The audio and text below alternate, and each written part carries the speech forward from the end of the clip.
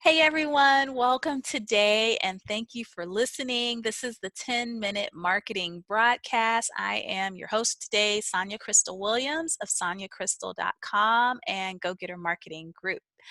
Today I'm joined by my colleague, Kylie Yaki. Hi. Hey Kylie, welcome. All right, and Kylie is also with Go Getter Marketing Group. So each week we come up with different topics, and a lot of these topics are inspired by questions that we get from clients we work with, or just from some of our consulting and trainings that we do, things that people want to know about. So today's topic is around establishing your voice on social media, specifically not your personal voice, but as a brand and a business, how do you come across on social media? So the question for this podcast today is, if I have a brand, why is that so important when it comes to tone or voice? How is that important to how I talk about my business on social media or other digital marketing channels? And should it be different across some of those different social media channels or different across different types of businesses? I'm using different a lot, I feel like, but again, tone and voice, and how should that differ across brands and social media or digital marketing, email, other channels like that? Yeah, and this is so important for not only businesses and brands starting out and their social media just off the bat, but also if you're going through a rebrand or if you as a singular marketer are joining digital marketing team of a business and integrating into their brand voice. So you'll want to go in and first of all, just know that this is how you're presenting the brand to the world online. Not only just saying, this is us, here we are, but also how you're engaging with your audience and with people who want to know more about you and what your brand is about. And Yeah, so, I think it's yeah, a good point, Kylie. Sorry to cut you off, but I think as you're saying that, like the thoughts that are coming to my mind is like, how can a business, in a sense, like humanize their brand, and think about like every time as a brand we post, anytime we talk verbally on a video, anytime we design something that has wording on it, anytime we write an email or we write a post, or we're looking for ways through messaging to connect with our customers, like every time, it's so natural for us to do it as marketers, but we really have to take into consideration, like, what's the personality of our brand and how does that come across to people? Okay, that's my 2 cents. Sorry. no, yeah, that's exactly right. And what a lot of businesses do, again, either when they're starting out rebranding or when a new digital marketer is joining their team, is they'll have a list of adjectives to embody in their voice of, if our brand was talking to you, this is, the traits that you'd want Mm-hmm. to come across as having. So for many brands, it could be very either bubbly or humorous, depending on your audience and what you're promoting for your business. Or it could be very like authoritative and kind of serious and just very logistical. Mm-hmm. So it requires not only a really good understanding of your business, but also of who you're targeting online. Who is your audience? Who are the demographics who are consuming your content?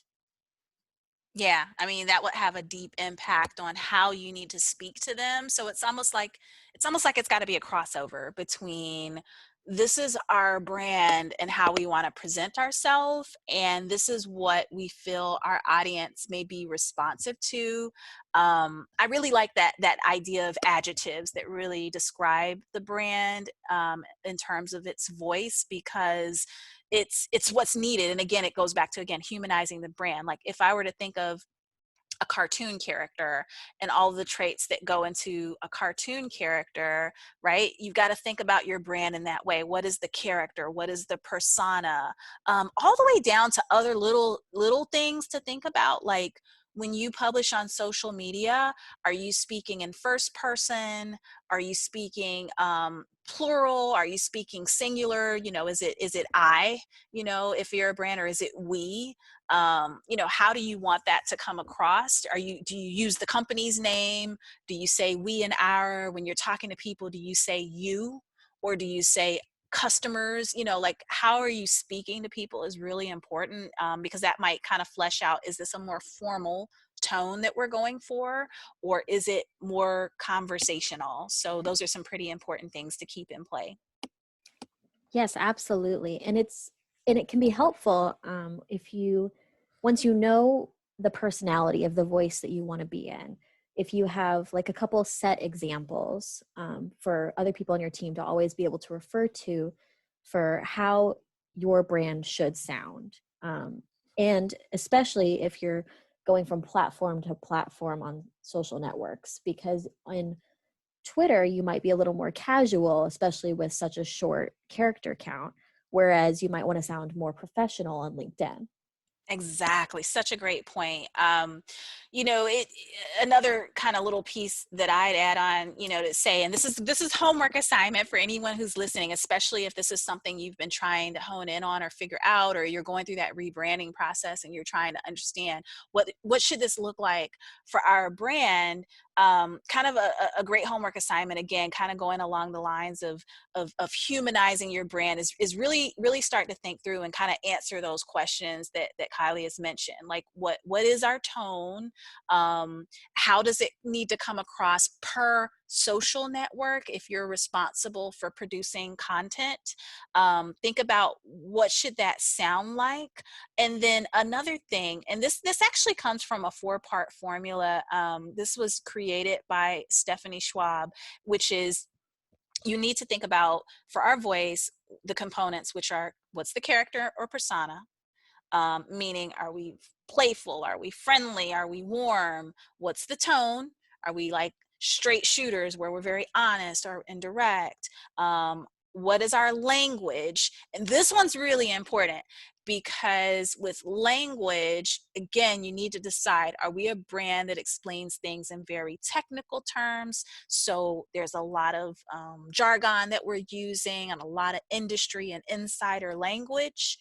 Or are we, again, using more conversational tone, more fun loving? And that, again, could vary from network to network. Twitter could be, we're lighter, we're softer, we're more fun.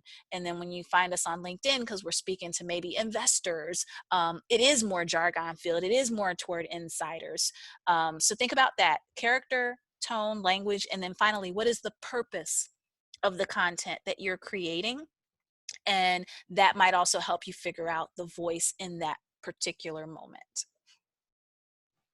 Yeah, and a really good example to look at um, across social medias is things, brands like Wendy's has a really popular Twitter account because of the way that they engage in like playful competitiveness with other businesses, and they talk really casually to their audience members and people reaching out to them. And so they understand that their purpose on their Twitter is maybe not as much as like, you know, promotion of their food, but it's more about how they're interacting with their customers. Mm-hmm. Exactly. It's building that connection and humanizing the brand, because that humor is really there as a way to kind of bridge a connection to the customers. And at the same time, if someone sent a serious question or a complaint, like, they're going to handle that too, So you got to be able to strike a balance between both and really build out guidelines for your team on what that looks like. So here's kind of tip number / assignment number 2, after you've come up with kind of those 4 parts. Also thinking about, if your team has brand guidelines. A lot of companies build brand guidelines around the visual look of the brand, but you also have to think about brand guidelines in terms of, how do we come across in our messaging? And so this could be kind of another exercise or study, if your team hasn't done it, or if it's time to revisit it. Figure out, again, what are the guidelines that we're creating on how people should respond or how people should communicate, and then have those examples in those guidelines. Yes, it's because consistency is so important when you're working on a team for the digital marketing. Is even if there's multiple team members working on the same account, you should all sound like that one same brand each Yep, time. exactly. You hit it. Cool. So Wendy's is a great example.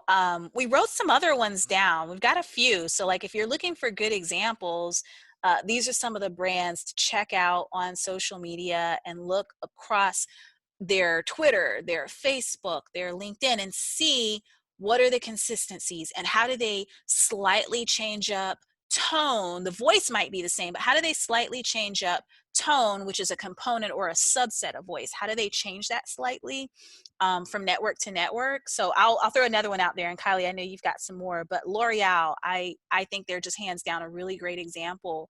They do this really well. And I'll give the example between their Instagram and their LinkedIn account.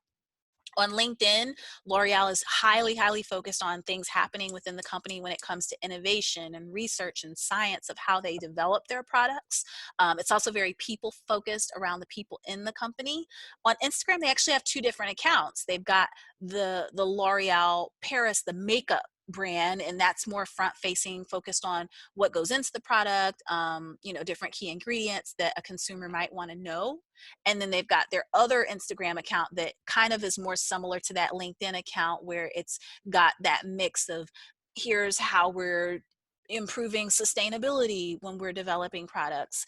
Here's what's going on with our R&D team and things like that. So that's a really good example. Again, think about how does that apply across brand and across network. Yeah. And another one of my favorite examples is Denny's Diner. Their Tumblr page is notorious for being very kind of chaotic and absurdist, very in vein with the platform.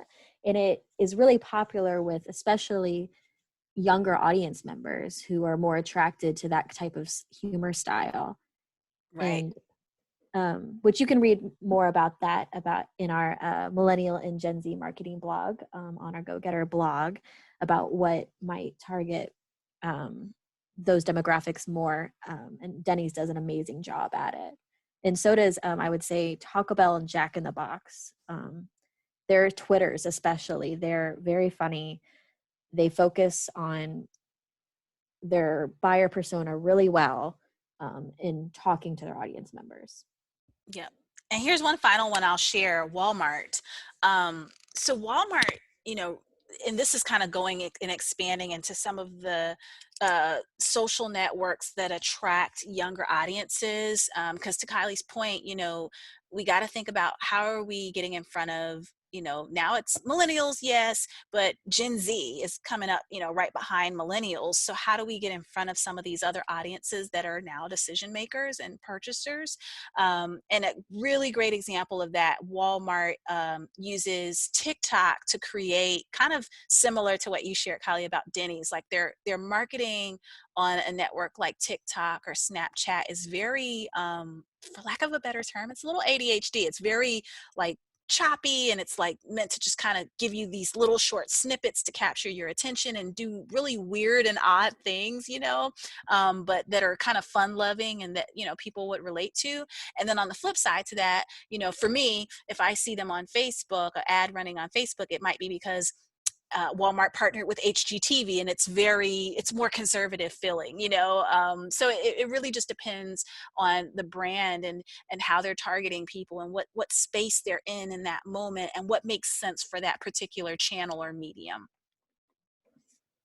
Yeah, that is exactly it. It's really those things combined that makes a brand so successful in their voice and their digital marketing. Exactly. All right. So hopefully that gives everyone some tips and some very specific examples to think about. And remember, kind of the two exercises to think about going through is really going through that 4-part process, defining your voice through character, tone, language, and purpose, and think about adjectives that describe your brand in each one of those boxes. And how can I break that down across anything, any kind of communication, written, verbal, any kind of way we're getting in front of our brands, our clients digitally. What should that look like? That's number one. And then number two, pull that into your brand guidelines. Think about your brand guidelines not as just the visual communication for your brand, but also some of the written communication and the messaging, and almost have a subset or page within those guidelines that really lays out examples of what this should look like. And for ideas and inspiration, think about those brands we just shared: Wendy's, Taco Bell, L'Oreal, Denny's. Those are some great starting points for you.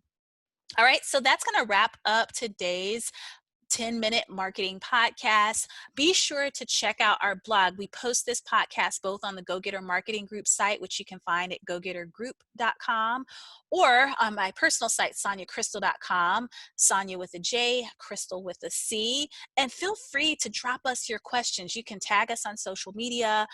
We get, again, a lot of these questions from people that reach out to us, either clients or people we consult with, or sometimes people just have general questions. So reach out to us, ask your questions, and we are happy to answer. And until then, thank you so much for listening. Take care.